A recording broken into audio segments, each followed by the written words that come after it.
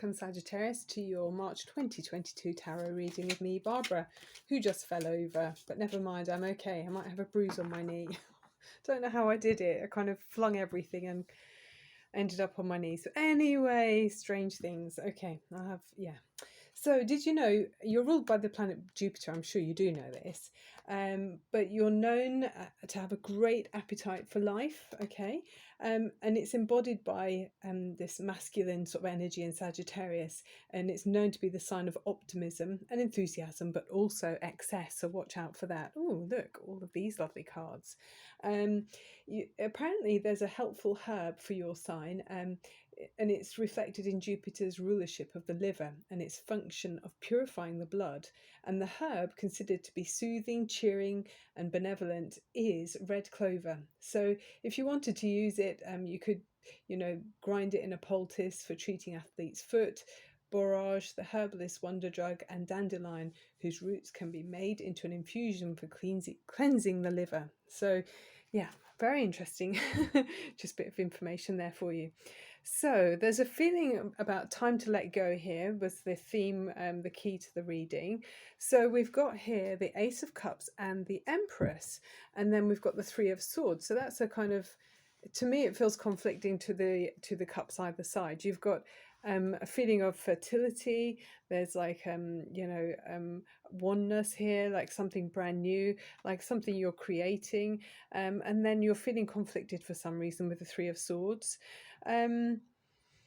You may need to let go of something that's hindering your feeling of oneness and completion. Is something that's kind of stopping you from being able to reach your full growth and full potential in some way.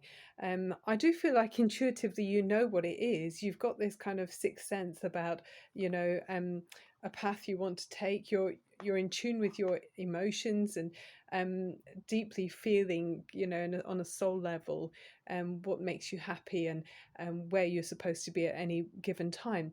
I do feel like you've got a strong connection to family as well. I mean, I've been shuffling some of these other cards before I started rolling the camera from the mystical Lenormands, and you've got here lilies in this card here, which talks about family, harmony, support and pleasure, so everything around you really.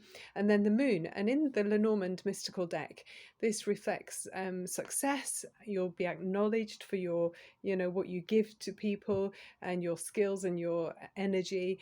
And also it talks about intuitive connections with people around you. So it could be in family or, people you work with perhaps, but there's a very deep soul connections, even psychic powers with loved ones around you. So that's really nice. I'm liking that for you. So I'm going to keep going on. Hopefully we'll work out why you've got the Three of Swords there.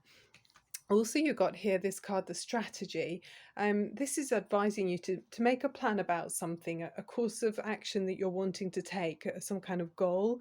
You need to be taking the necessary steps. So I don't know if that's what's holding you back. Maybe you need to be, these swords can represent ideas in your mind. So in some way, are you holding on to something that wasn't ideal, something that feels like an oink? Yeah, exactly, like an oink, I was going to say. An ink spill? Is there something that isn't perfect and you keep focusing on that ink spill and it's preventing you from reaching this full growth that we can see here with the Empress, which is all four queens put together, by the way, of each of the suits, mostly led in this situation by your emotions and your feelings. So a lot of water energy, but I think it would help you absolutely. So by being flexible, persistent, and be prepared, because they do say that well-known phrase, fail to prepare and you prepare to fail. So if you're feeling like something's not going the way you want it to do, maybe you're just not quite putting in enough of the groundwork beforehand. It's possible. Have a look at it. We've got the Romance Angel deck cards here as well, which I shuffled earlier, and you've got the Honeymoon card. So it says the message here is enjoy the bliss of holiday time together. And I just feel like with the angel wings on this person rowing the boat, or whatever that is, gondola, I don't know, it's feels to me like you're really protected in this time, that you're going to have sharing something joyous with loved ones or a loved one. And there's something that's protected for you, it's supposed to be for you. So you might be letting go of anxiety there, you know, time to let go of things that are causing you a bit of frustration or not allowing you to feel as good as you could do. And then we also got this. This is the animal spirit you got here with the time to let go logo on there, or key phrase. And with this, it's saying to you, you might be looking at a new area of study in your life, which brings about a rebirth of you. I think we've got birth here, haven't we, with the Empress, and the Ace of Cups can often talk about something, you know, like a new fertility of an idea, fertility of birthing something, you know, it could be a human. Um, there's something that's going to transform you anyway. A rebirth of you, whether that's, you know, as your role in the family, you could be becoming a parent, or even if you're becoming an aunt or an uncle, there's something that's going to shift and you're going to see a transformation of you. Also, it might be helpful at this time, they say, with this card, to look at breath work. I'm going to use the wishing bowl just before we finish, so we will be taking a minute to relax as well and slow down. This is to help reach deeper levels of peace with meditation. You could be doing that on your own, you know, practice that a little bit more. And also with this card, it's suggesting it's a good time to explore mystical and shamanic projects. So, you know, look into things. There's so much on the web. I mean, you know, you're here already looking at YouTube with tarot, so I'm sure you know where to look and find things. Okay, so let's finish off with opening up the crown chakra, and that's for spiritual, you know, feeling connected to the whole of the universe and to all of the energy that's around all of us, and releasing anything that you no longer need, that's part of the story you've written for yourself in your mind. It's time to rewrite it and put something new in. You know, where that ink blot is, forget about that. You know, look at the orange instead. There's a lovely orange bedspread there. And that's all about feeling, you know, in flow and things moving and vitality and joy. And there is this honeymoon, this holiday vacation, a break. It might even just be a weekend away, but a feeling for you to connect and feel joyous about the connections you have around you. Some of you as well might be looking into, I mean, it's strange to jump from that subject to this, but about life and death, you know, but not in a morbid way.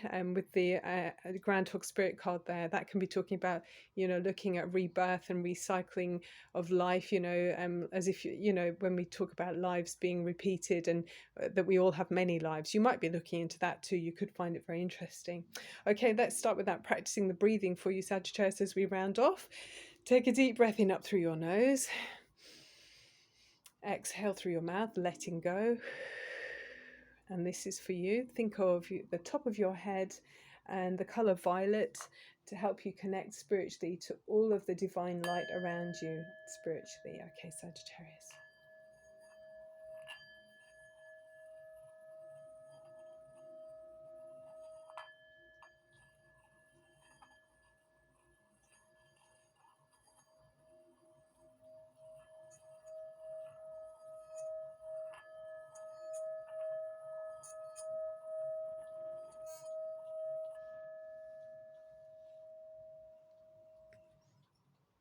Absolutely beautiful. I hope that really helped you feel connected to your inner joy.